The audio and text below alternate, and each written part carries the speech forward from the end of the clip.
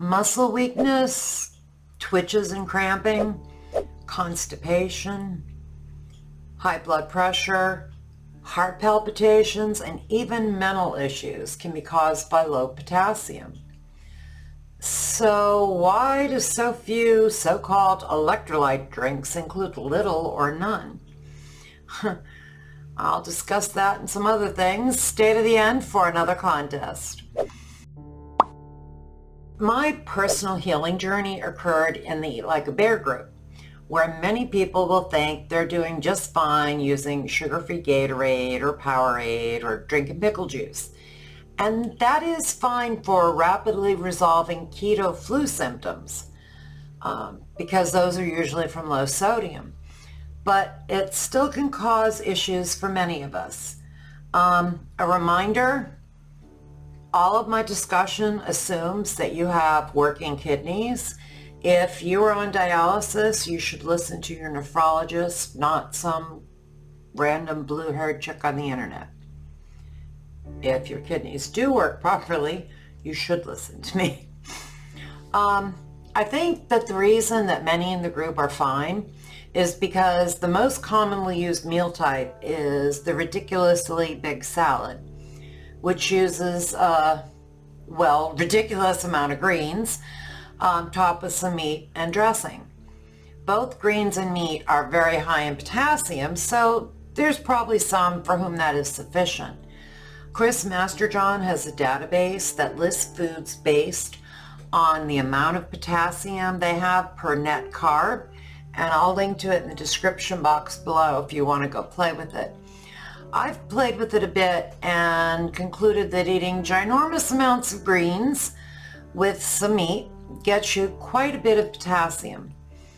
The most common cooked meals in the group often have a brassica instead: cabbage, broccoli, cauliflower, kale, Brussels sprouts, something like that, which are also very high in potassium.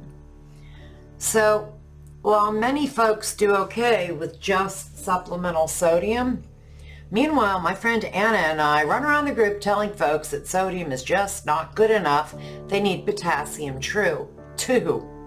They need potassium too, and that's especially true for diabetics. See, high blood glucose causes potassium to move out of the cell, into the blood. And high insulin, we already discussed how it tells the kidneys to retain sodium water. It also tells the kidneys to lose potassium. So we have potassium moving out of our cells, back out into the circulation, and being peed away. We're basically potassium-wasting machines, diabetics. And honestly, I believe that's true, though to a lesser degree, with the vast majority of folks who are overweight, as they likely have insulin resistance, even if that isn't bad enough for them to have gotten a diabetes diagnosis yet. And with insulin resistance, you make too much insulin, and this is happening. Your potassium's moving out to the blood, and the kidneys filtering it out, and you're pissing it away. So how do you know if you have potassium issues? Well, your blood work is probably useless. Remember that potassium is supposed to be low outside of your cells and high inside. And usually when they test your blood, that's all they're testing, your blood. And it's usually in the range of 3.5 to 5 millimoles per liter. It's good to know that it's in range, don't get me wrong, as if it's either low or high outside of that range, you're at risk of your heart stopping. Your heart needs a very specific amount of potassium to remain functional, and being outside of that range is a medical emergency. But knowing that there's a good amount in your blood tells you nothing about what's happening inside the cells, which is where we need most of it. Your body happens to think that keeping your heart beating trumps muscle fatigue or cramps, so it'll deplete the cells to keep the serum level okay. Unless you've had an RBC test where they still draw blood, but they test specifically the potassium in the red blood cells. you really have no idea what your potassium status is. And odds are really good if you're diabetic and or overweight, the odds are it's low. So low potassium is a common cause of hypertension. The previous RDA, recommended daily allowance, was around 4,000 to 5,000 milligrams, depending on age, sex, blah, blah, blah. But it was determined based on how much potassium was needed to prevent hypertension. And screwing up your fluid balance, besides just high blood pressure, can lead to edema and even congestive heart failure. I know, been there, done that, bought the t-shirt, didn't enjoy the t-shirt at all, and outgrew it because I'm way too small for it now. So it got big for me. I have a new t-shirt. Potassium is necessary for nerve function also, which means a deficiency can cause things like irritability, fatigue, brain fog, even depression and anxiety.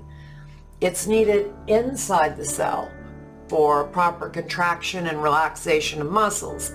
This is why low potassium can cause constipation. The muscles of the GI system are just too weak to contract properly. Besides muscle fatigue and weakness, it can also cause cramps because the muscles tighten and there's not enough potassium for them to let go. This is how I first discovered my own personal potassium issues, waking screaming from a dead sleep due to a Charlie horse in my leg.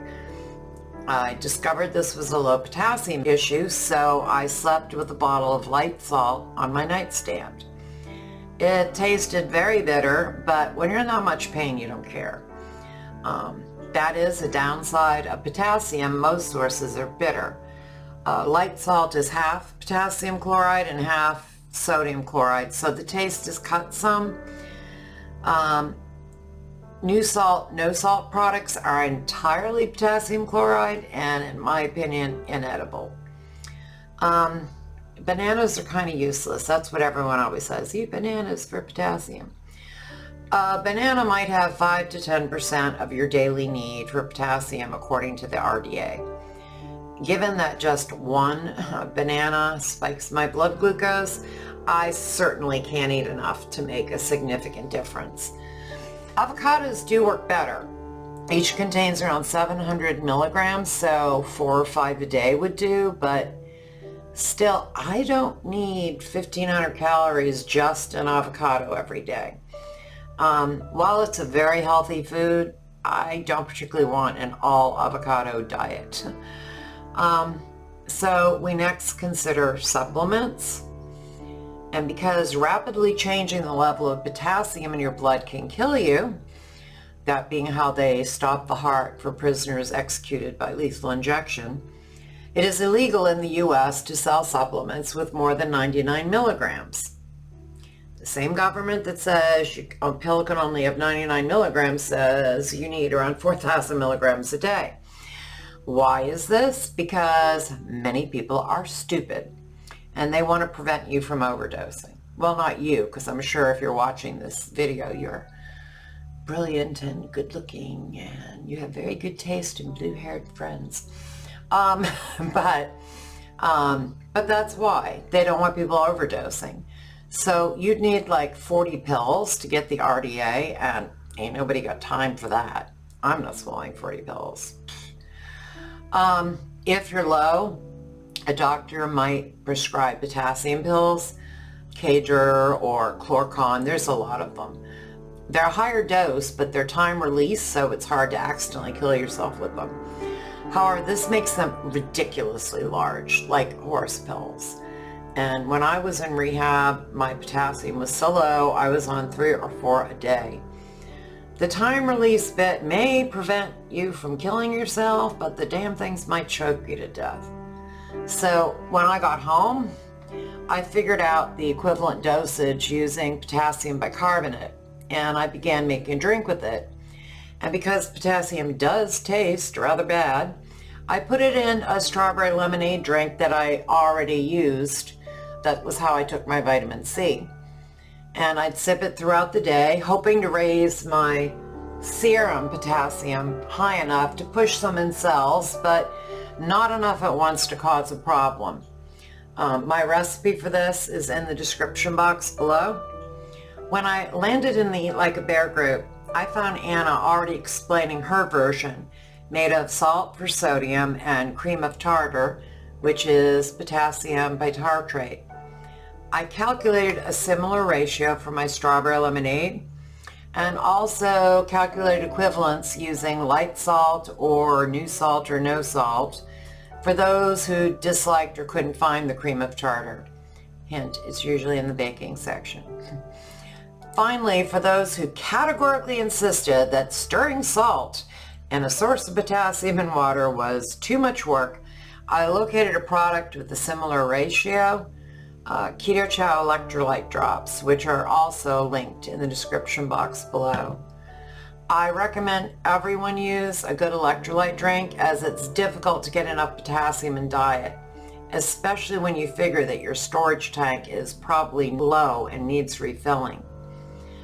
Also, going back to the sodium potassium pump here, the way this works is from the inside of a cell, it removes 3 sodium molecules for every 2 potassium molecules as it runs through its cycle. Your fluid balance can get all out of whack if you're not doing both sodium and potassium. You don't want to screw up your fluid compartments, because that basically makes you feel awful and can lead to serious consequences. Last time we looked at the PURE study that researched optimum sodium levels to avoid, well, death, but also vascular events like heart attacks and strokes. They also, because they already had all this urine to test, looked at potassium excretion and found that the best to avoid dying or having a vascular event, that you needed in the range of 2,000 to 3,000 milligrams per day. I'm afraid I have a little bit of bad news for you though. Even sodium and potassium are not enough. You're probably tired of me telling you how important electrolytes are, but I've got one more to hit, magnesium. Meanwhile, check out this short playlist which explains the 4 things you need to know to kick diabetes to the curb. And hey, I promised a contest, so here it is. I'm going to ask a question, and any of the correct answers that are in the comments below, I'll randomly choose one, and you could win the journal of your choice. So here's the question. What can you put in your coffee that won't break a fast?